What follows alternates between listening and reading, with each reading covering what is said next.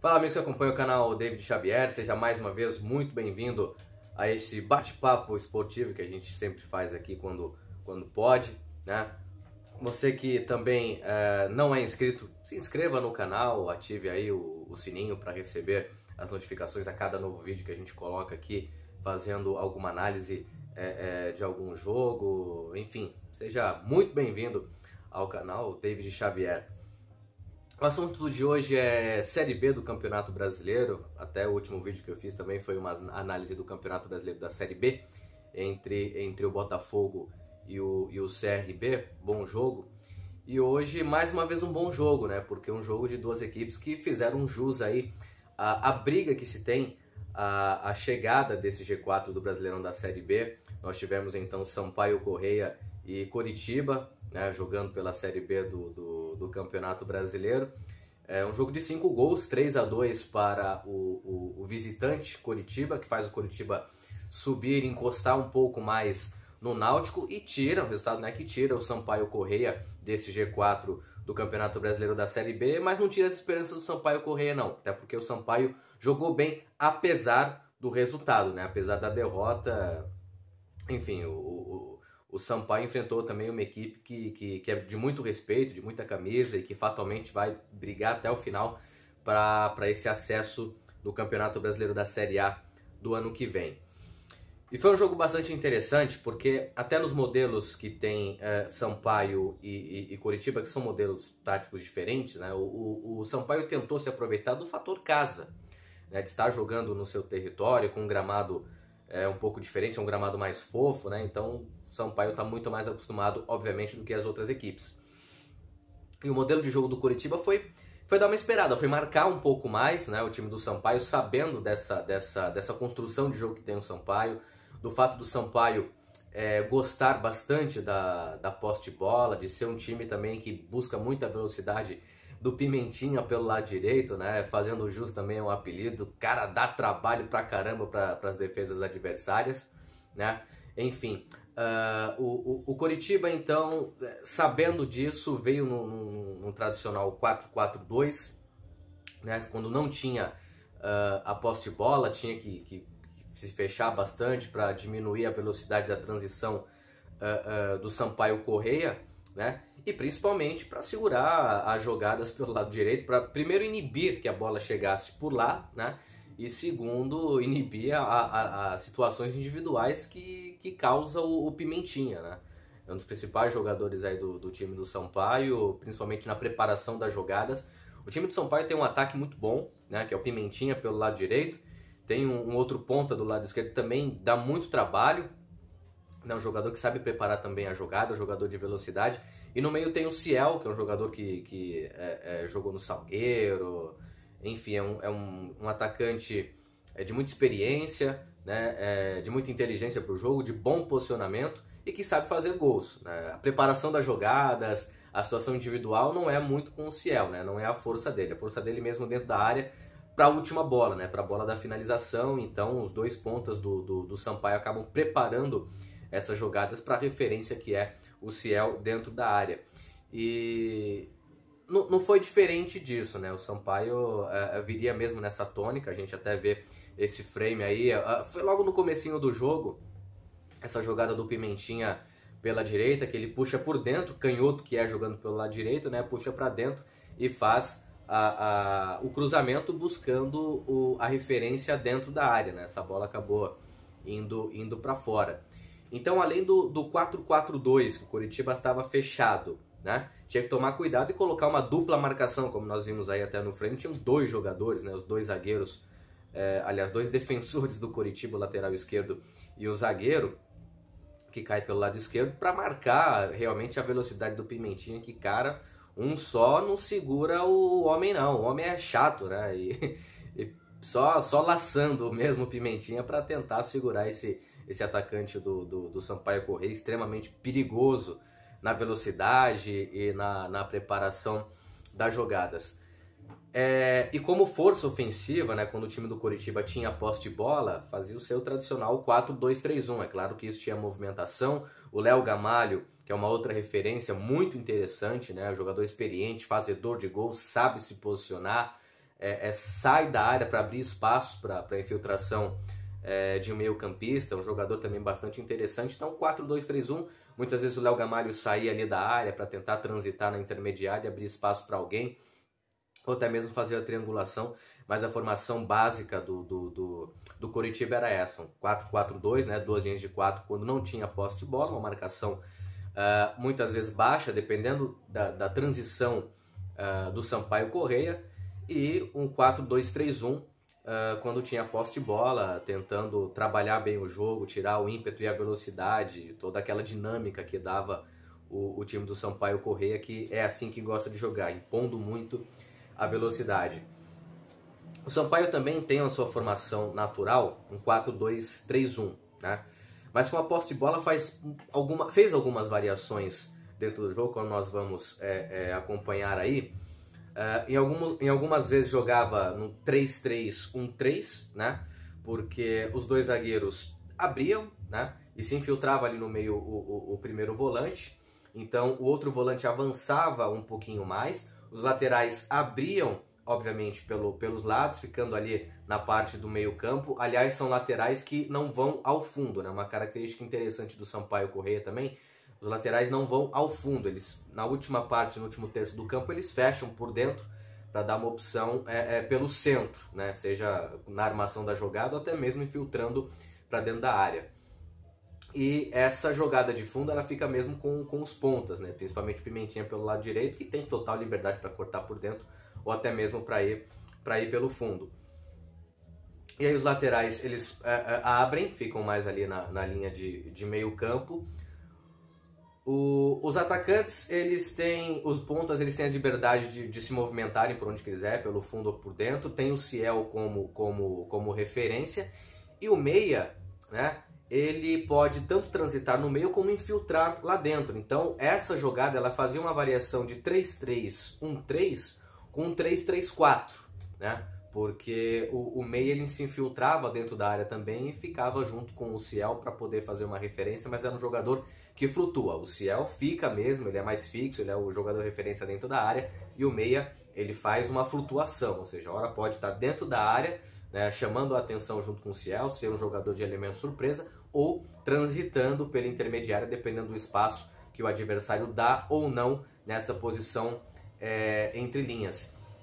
Então era uma movimentação muito específica, muito estudada também do Sampaio Corrêa, e que, claro, o Coritiba estudou tudo isso para poder fazer o jogo que fez. O Coritiba ele jogou muito na maturidade, na experiência, em cima das brechas do adversário. O jogo foi 3-2 para o Coritiba, e nós tivemos 5 gols, né, e nós tivemos 4 de bolas paradas, né? Foram duas faltas para o Coritiba, uma direta, né, que foi o primeiro gol, o gol do Val, em que eram vários jogadores na barreira, tinha um outro jogador ainda que ficou atrás, sentado para inibir aquela bola que possivelmente passasse por baixo da barreira, mas ela passou na reta do goleiro, né, e não tirando da barreira. Então acho até que o goleiro cometeu uma certa falha. Mas assim, também é uma situação difícil, porque quando se coloca 2 jogadores para cobrança dessa falta, um canhoto e um destro, o goleiro não sabe se ela vem rasteira, fora da barreira ou por cima da barreira, né? E aí, tendo o pé trocado, ela pode vir de fora para dentro, na batida do canhoto, ou de dentro para fora, na batida do destro, isso por cima da barreira. E aí, o goleiro do Sampaio ficou nessa dúvida. Além disso, a bola pode ser jogada no canto dele, né? Com força, enfim. Então, são várias vertentes também para o goleiro se preocupar. O próprio posicionamento de colocar 2 jogadores para bater aquela falta confunde muito o goleiro adversário, e com certeza isso fez diferença no gol do Coritiba, apesar de ter sido uma bola defensável. Ao meu ver, uma bola defensável que ele ainda tentou, o goleiro do Sampaio ainda tentou pegar a bola com o pé. Primeiro gol de bola parada. O segundo gol foi uma jogada que a bola vem de uma falta da esquerda, né, para dentro da área, um gol contra.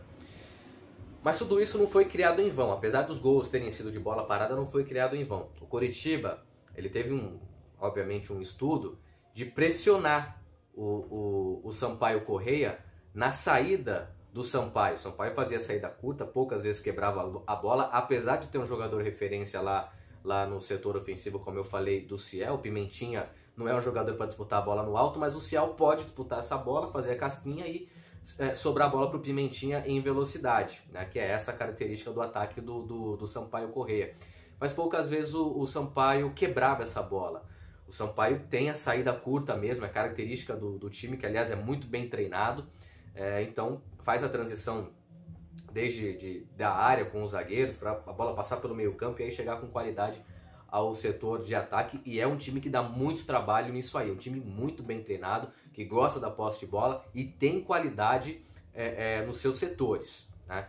Então o Coritiba, estudando isso, conseguiu essas armações de bola parada, provocando a situação, ou seja, subindo o time, marcando sob pressão e impondo dificuldade nessa saída de qualidade, nessa transição de qualidade do Sampaio Corrêa, da defesa para o meio e do meio para o ataque, né? Em vez de, na maior parte do tempo, marcar baixo, ou seja, dar a tranquilidade para o Sampaio fazer a transição, não, muitas vezes foi lá em cima, espetou, né? Marcou sob pressão, colocou dificuldade, roubou a bola e assim conseguiu as jogadas de falta, no qual conseguiu abrir 2-0 no marcador. E um outro detalhe interessante é que, como eu falei, o Pimentinha, né? Já mostrei o primeiro frame aí, que era a característica do time do Sampaio Corrêa, jogadas do Pimentinha pelo lado direito, e tem que sempre ter 2 jogadores, marcação e sobra, ou se possível uma triangulação de marcação em cima dele. E no finalzinho da primeira etapa, quem faz a jogada do gol do Sampaio Corrêa é exatamente o Pimentinha, né? E como é difícil marcar esse jogador, porque mesmo 2 jogadores do Coritiba não conseguiram segurar a estratégia e a velocidade. O jogador do Sampaio Corrêa, Pimentinha, ele foi inteligente, porque muitas vezes ele, como canhoto que puxava por dentro, ou fazia o passe para trás para alguém que estava chegando, um volante, um meia, ou até mesmo o lateral direito do Sampaio Corrêa, que, como eu disse, ele vai por dentro, não vai fazer o corredor do fundo, né?